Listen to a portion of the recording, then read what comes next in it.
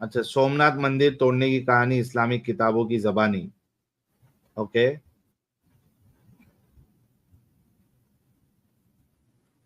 इस्लाम की मशहूर किताब तारीख इब्ने खुल्दून में लिखा है, जब महमूद गजनवी भारत के कई शहरों में मंदिरों और मूर्तियों को तोड़कर लूटपाट कर रहा था, हजारों हिंदुओं को कत्ल कर रहा था, लाखों को गुलाम बना रहा था, इसी दौरान उसे पता चला कि हिंदुओं का सबसे बड़ा मंदिर सोमनाथ है, जहां पर हिंदू दूर दूर से ऐसे आते जाते हैं जैसे मुस्लिम हज करने के लिए मक्का जाते हैं। महमूद गजनवी को यह भी पता चला कि सोमनाथ मंदिर और उसके आसपास की बस्तियों के खजाने सोने चांदी से भरे हुए हैं। वही हिंदू सोमनाथ मंदिर में इतना ज्यादा दान देते हैं जिसकी गिनती नहीं हो सकती। सोमनाथ में करीब 1,000 पुजारी हर दिन मौजूद रहते हैं। गजनवी को यह भी पता चला कि सोमनाथ मंदिर बहुत बड़ा है। पूरे मंदिर में कुल 56 खंबे हैं जो सोने चांदी और हीरे से जड़े हुए हैं। मंदिर में एक बड़ी मूर्ति के अलावा बहुत सी सोने चांदी की मूर्तियां हैं। उसे यह भी पता चला कि हिंदू कहते हैं मंदिरों और मूर्तियों को तोड़ने के लिए महमूद गजनवी को सोमनाथ ही सजा देगा। जब ये सभी बातें महमूद गजनवी को पता चली तो मंदिर को तोड़ने और जिहाद के मकसद से 416 हिजरी यानी सन 1025 में वो गजनी शहर से सोमनाथ मंदिर आने के लिए रवाना हुआ। मुल्तान होते हुए जब वो अजमेर पहुंचा तो महमूद गजनवी की फौज ने अजमेर शहर में लूटपाट की।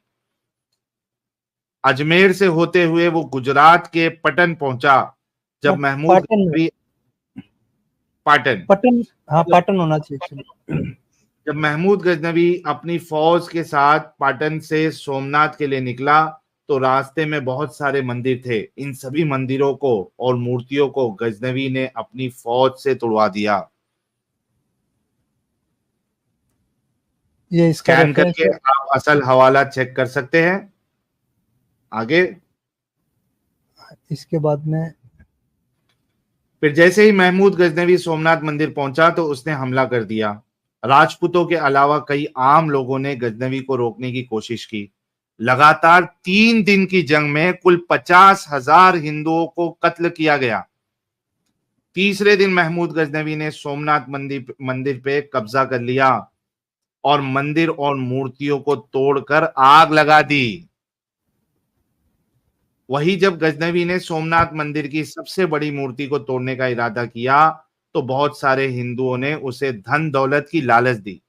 हिंदुओं ने कहा चाहे तो महमूद गजनवी बहुत सा धन दौलत ले लो मगर बड़ी वाली मूर्ति को ना तोड़ो। इस पर गजनवी ने एक रात का समय लेकर इस्तिखारा किया, यानी अल्लाह से सो कॉल मदद मांगी। इस्तिखारा ये एक नमाज होती है।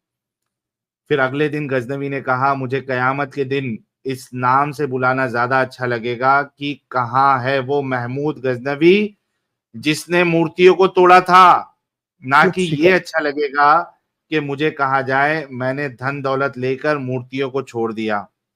पक्का मुसलमान था एकदम, ये मैं कह। आखिरकार गजनवी ने सोमनाथ मंदिर की सबसे बड़ी मूर्ति को भी तोड़ दिया। जैन भाई का कमेंट है, जाहिर है महमूद गजनवी ने सोचा होगा वैसे भी कब्जा करके सारे धन दौलत तो मैं लूट ही लूंगा, तो क्यों अपना नाम खराब करूं।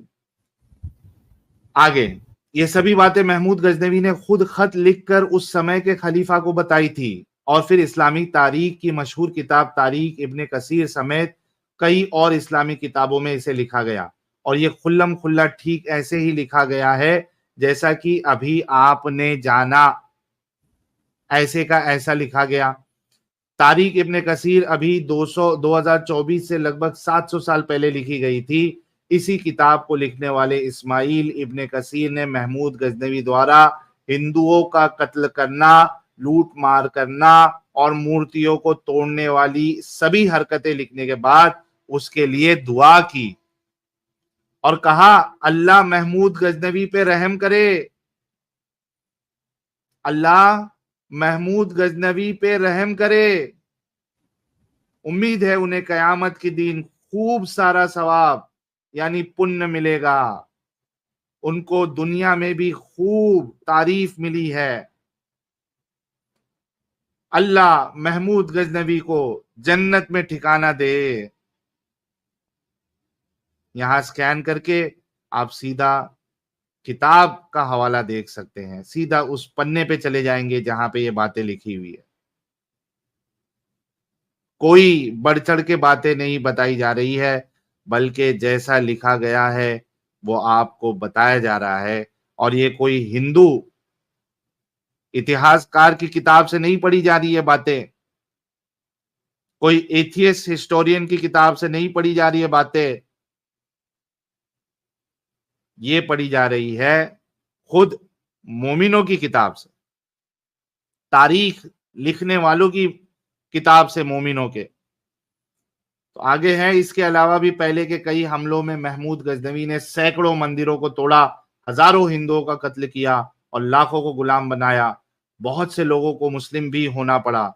बाकी जिन मर्द औरतों को गुलाम बनाया गया उनकी संख्या इतनी ज्यादा थी कि अफगानिस्तान के गजनी शहर में बहुत सारे गुलाम हो गए। इस वजह से हिंदुस्तानी गुलाम केवल 2 दिरहम से 10 दिरहम के बीच बेचे गए। यानी अभी 2024 के हिसाब से एक गुलाम की कीमत सिर्फ 45 रुपए से लेकर 225 रुपए थी। दिल आलू दहला कांदे देने के वाली बात है कि भारत के मर्द औरतों को सब्जी के भाव में बेचा गया। आलू कांदे के भाव में बेचा गया वाकई में। वो बगैर तो जो ये कहते हैं आके कि इस्लाम ने गुलामी खत्म कर दी, ये उस दौर की बात है, ये 1400 साल पहले की बात है। आप ये अभी सवाल क्यों उठाते हैं? वो बगैर तो पढ़ लो कि वाकया 1400 साल पुराना है क्या? वो बगैर तो देख लो, तुम्हारे आलिमों ने ये बातें लिखी हुई है। शर्म से चुल्लू भर पानी में डूब मरो। वो बगैर तो जैन भाई इस पे कमेंट करते हैं, दोस्तों इतनी बातें जानने के बाद दो चीजें बहुत साफ हो जाती है जो मुस्लिमों को भी समझनी चाहिए कि एक समय में महमूद गजनवी और उस जैसे लोगों ने हमारे पूर्वजों पर हमला किया। हमले में जो महिलाएं गुलाम यानी लौंडी बनी तो उनके साथ बिना मर्जी बिना शादी सेक्स किया। कई लोगों ने अपने परिवार की इज्जत और जान बचाने के लिए इस्लाम कबूल कर लिया। अब मुस्लिम लोग खुद ये सोचे कि अभी जितने भी मुस्लिम भारत में हैं या पाकिस्तान या बांग्लादेश में हैं, तो कोई पता नहीं कितने ही मुस्लिम आज उन मजबूर पूर्वजों के वंश है जिन्होंने इज्जत और जान बचाने के लिए इस्लाम कबूल किया। या कई मुस्लिम उन पूर्वजों के भी वंश है जिनको मुस्लिमों ने लौंडी बनाकर सेक्स किया, फिर उनसे बच्चे पैदा हुए और उन्हीं बच्चों से बीते 1000 सालों में आप खुद सोचे कितने खानदान बने होंगे। पर आज वही मुस्लिम इस्लाम के सपोर्ट में है जिनके पूर्वजों के साथ उस समय के अरब मुस्लिमों ने जुल्म की सभी हदें पार कर दी। दूसरी बात यह है कि आज कई मुस्लिम बोलते हैं कि भारत में जहां कई बड़ी मस्जिद है उसके नीचे मंदिर और मूर्तियों के दबे होने का दावा किया जाता है। तो दिमाग वालों खुद सोचो, जिस देश में एक ही शहर में 1000 मंदिर तोड़े गए, तो इसमें क्या हैरानी की बात है कि किसी भी मस्जिद या दरगाह या ईदगाह के नीचे मंदिर या मूर्तियों के सबूत मिल जाएं। ये तो होगा ही, क्योंकि हजारों मंदिरों को तोड़कर जमीन के बराबर कर दिया गया है। और ये बातें कोई हिंदू या कोई एक्स मुस्लिम नहीं बता रहा, बल्कि मुस्लिमों की अपनी किताबों में ये बातें लिखी हुई है। जाहिर है ये बातें उस समय लिखी गई जब मुस्लिमों का दबदबा था, पर आज इन बातों से मुंह छिपाते फिरते हैं और तरह तरह के बहाने बनाते हैं। नोट, जो भी लोग इस पीडीएफ को लेना चाहते हैं वो मेरे टेलीग्राम चैनल @ज़ैन_मुर्तद से ज्वाइन हो सकते हैं या मेरे यूट्यूब चैनल ज़ैन द काफिर को विजिट करके संपर्क कर सकते हैं। बाकी पीडीएफ में जो क्यूआर कोड है आप उसे स्कैन करके सीधे किताब के उसी पेज पर पहुंच जाएंगे जहां ये सभी बातें लिखी हुई है। इसके अलावा जो पीडीएफ फाइल में लिंक है, आप सीधे उस पर क्लिक करके भी रेफरेंस देख सकते हैं। पीडीएफ वगैरह पूरी तरह से फ्री है। बस मैं चाहता हूं गैर मुस्लिम, एक्स मुस्लिम मुझे सपोर्ट करे ताकि मुस्लिमों की पोल खुले। मैं ज्यादा से ज्यादा इस मुद्दे पे काम करना चाहता हूं जो भारत या गैर मुस्लिमों से जुड़े हुए हैं, यानी मुस्लिमों की धोखेबाजी या जुल्म जो उन्होंने बीते 1400 सालों में किया है या आगे करेंगे, बस इन्हीं सब की पोल खोलना और आने वाले समय के लिए सतर्क करना मेरा मकसद है। बहुत बहुत धन्यवाद। जय हिंद। वंदे मातरम। फुटनोट भी बनाया हुआ है नीचे उन्होंने। तो भाई मामला ये है कि जैन भाई अपनी रियल आवाज के साथ आकर स्ट्रीम में बात नहीं कर सकते, इसी वजह से मुझे उनका ये पीडीएफ पढ़ना पड़ा है।